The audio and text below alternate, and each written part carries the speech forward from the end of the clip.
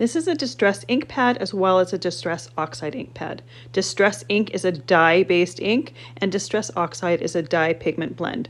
On light cardstock, both of them look fairly similar, but on dark cardstock, you can't see the Distress ink because the dye-based ink is transparent, whereas the pigment properties in the dye pigment blend are visible on the dark cardstock.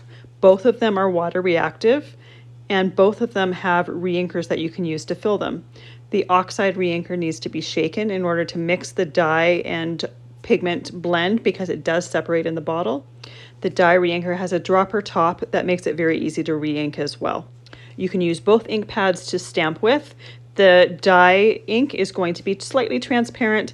The oxide ink is going to have a bit more of an opaque look and a little bit more chalky look. You can also do ink blending with both ink pads. The oxide one is a little bit more of a creamy consistency, and it has a little bit more open time for ink blending. But even with less of an open time, you can ink blend with the dye ink pad.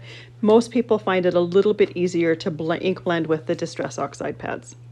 I work with both pads quite regularly, but it's nice to know the different properties to each pad to know which one's a better fit for the project that you're working on.